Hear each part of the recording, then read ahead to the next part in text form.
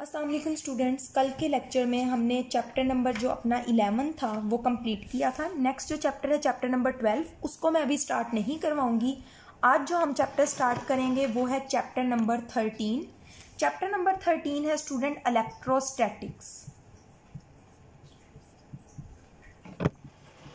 Electrostatics किसे कहते हैं? इलेक्ट्रोस्टैटिक्स जो है वो एक फिज़िक्स की ऐसी ब्रांच है जिसमें हम चार्जेस को स्टडी करते हैं एट रेस्ट। हम चार्जेस का मुतालिया करते हैं एट रेस्ट। चार्ज जो है जब वो रेस्ट की हालत में होता है उसको जो स्टडी किया जाता है उसको कहा जाता है इलेक्ट्रोस्टैटिक्स। अब स्टूडेंट्स, चार्जेस क्या होते हैं, किस तरीके से प्रोड्यूस होते हैं, तो जो हमारा पहला टॉपिक है हम वो स्टार्ट करते हैं और वो है प्रोडक्शन ऑफ इलेक्ट्रिक चार्जेस के इलेक्ट्रिक चार्जेस किस तरीके से बनते हैं। सबसे पहली बात बच्चों, अगर आप एक प्लास्टिक की कोम्ब लें, प्लास्टिक की कंघी लें और उसके साथ अगर आप क्या लें, आप एम्बर लें। स्टूडेंट्स, एम्बर क्या होता है? एम्बर बेसिकली ना दरख्त के अंदर से, कुछ ट्रीज़ के अंदर से एक केमिकल सा निकलता है, वो जो इस तरीके से होता है जैसे ना एक स्टोन का लुक देता है, एक पत्थर की तरह। आप बेशक इसको नेट पे गूगल करके देख भी सकते हैं, ठीक है। अब प्लास्टिक कोम्ब जो है इसको आप लोग अपने हेयर, बालों में रगड़ें और एम्बर जो है उसको आप सिल्क के साथ रगड़ें और दोनों को, मतलब प्लास्टिक कोम्ब को भी और सिल्क और एम्बर को भी पेपर्स के पास लेकर जाएं, मतलब कागज़ के छोटे छोटे टुकड़ों के पास लेकर जाएं। अब क्या होगा कि ये जो कागज़ के टुकड़े हैं ना, ये प्लास्टिक की तरफ और एम्बर दोनों की तरफ अट्रैक्ट होंगे, ठीक है।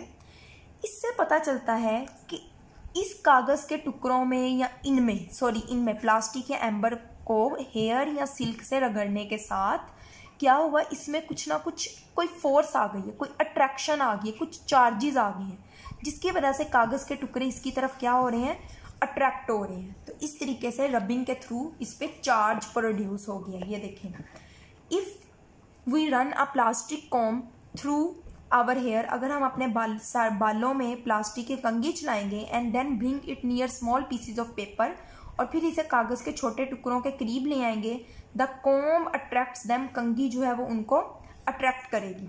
सिमिलरली इसी तरीके से amber when rubbed with silk, जब एम्बर को सिल्क के साथ रब किया जाएगा, attracts the small pieces of paper, ये भी कागज़ के छोटे टुकड़ों को अपनी तरफ अट्रैक्ट करेगी। दिस प्रॉपर्टी ऑफ अट्रैक्शन और repulsion between the substances is due to the electric charges they acquired during rubbing. अब ये अट्रैक्शन कहते हैं कशिश को, रिपल्शन कहते हैं धकेलना, मतलब दूर दूर होना। ये जो इनके दरमियान हो रही है ये उनके ऊपर मौजूद इलेक्ट्रिक चार्जेस की वजह से है कि उनमें इलेक्ट्रिक चार्जेस आ गए। और इलेक्ट्रिक चार्जेस क्यों आए हैं? रबिंग, रगड़ने के नतीजे में उनके ऊपर इलेक्ट्रिक चार्ज प्रोड्यूस हो गया। अब यहाँ देखें कि किस तरीके से प्रोड्यूस होता है। We can produce electric charge by rubbing a neutral body, एक न्यूट्रल बॉडी जिस पर कोई भी चार्ज नहीं है, उसको रगड़ने से हम उसके ऊपर इलेक्ट्रिक चार्ज पैदा कर सकते हैं with an other neutral body, कोई सी दो न्यूट्रल बॉडीज को रगड़ने से। अब वो कह रहे हैं नीचे दो तरह की एक्टिविटीज़ दी गई हैं जिससे आपको पता चलेगा कि हम दो तरह के चार्जेस प्रोड्यूस कर सकते हैं। एक से पता चलेगा पॉजिटिव, एक से आपको पता चलेगा नेगेटिव चार्ज हम प्रोड्यूस कर सकते हैं। अच्छा स्टूडेंट्स, पहली जो एक्टिविटी है उसमें क्या है, उसमें आपने क्या करना है, एक प्लास्टिक रोड लेनी है, ठीक है, प्लास्टिक की बनी हुई एक रोड लेनी है और फिर आपने इसको क्या करना है, इसको जो है ना आपने एक फर के साथ रब करना है और एक सिल्क का धागा लेके इसको इस तरीके से हॉरिजेंटली इस रोड को लटका देना है, ठीक है। ये हो गई पहली बात। अब क्या करना है, अब आपने एक और प्लास्टिक रोड लेनी है, इसको भी आपने फर के साथ रब करना है और उसको भी इस तरीके से, और इसको इसके करीब लेकर आना है। आप देखेंगे कि दोनों जो है वो एक दूसरे को रिपेल करेंगे, मतलब एक दूसरे को ऑपोजिट डायरेक्शन में धकेलेंगे। ये इसको इधर की तरफ भेजेगा, ये इसको इधर की तरफ भेजेगा।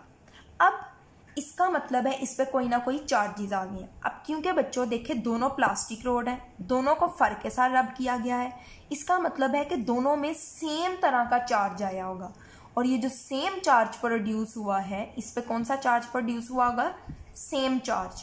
तो इससे पता चलता है कि जब चार्जेस सेम होंगे तो वहाँ पे रिपल्शन होती है, मतलब वो एक दूसरे को दूर दूर धकेलते हैं। तो पहली एक्टिविटी देखें, टेक अ प्लास्टिक रोड, एक प्लास्टिक की रोड लें, रब इट विद फर, इसको फर के साथ रगड़ें, and suspend it horizontally by a silk thread, और एक सिल्क के धागे के साथ इसको लटका दें। Now take another plastic rod, अब एक और प्लास्टिक रोड लें, and rub it with fur, और इसको फर के साथ रगड़ें, and bring near to the suspended rod, और लटकाई गई रोड के करीब लेकर आएँ। We will observe that both the rods will repel each other, हम देखेंगे कि दोनों रोड्स जो हैं वो एक दूसरे को पड़े धकेल रही हैं। इट मीन्स, इसका मतलब है कि ड्यूरिंग द रबिंग, रगड़ने के दौरान, both the rods were charge, दोनों रोड्स जो हैं वो चार्ज होगी। तो स्टूडेंट्स इतना लिखने के बाद आपने इसमें ये वाली भी लाइन लिखनी है।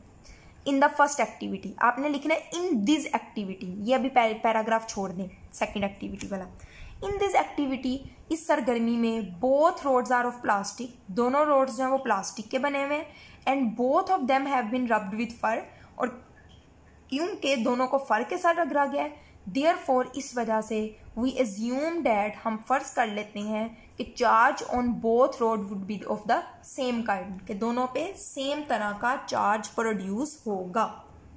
अब स्टूडेंट्स दूसरी एक्टिविटी में उन्होंने क्या कहा है, उन्होंने कहा है ग्लास की बनी हुई रोड लें और इसको सिल्क के साथ रगड़ें, सिल्क के साथ क्या करें, रब करें। उसके अलावा एक प्लास्टिक रोड लें और प्लास्टिक रोड को फर के साथ रब करें। अब दोनों रोड को एक दूसरे के करीब लेकर आएंगे तो आप देखेंगे दोनों एक दूसरे को अट्रैक्ट करेंगे, एक दूसरे को अपने करीब करीब खींचेंगे। इसका मतलब ये है कि देखें ये दोनों रोड्स डिफरेंट है, ये दोनों मटेरियल डिफरेंट है, तो इन पे ऑपोजिट चार्जेस आए होंगे। अगर इस पे पॉजिटिव आया होगा तो इस पे नेगेटिव, इस पे पॉजिटिव आया होगा तो इससे नेगेटिव, जिससे हमें पता चला कि जब चार्जेस ऑपोजिट होते हैं तो ऑपोजिट चार्जेस के दरमियान क्या होती है, अट्रैक्शन होती है, कशिश होती है।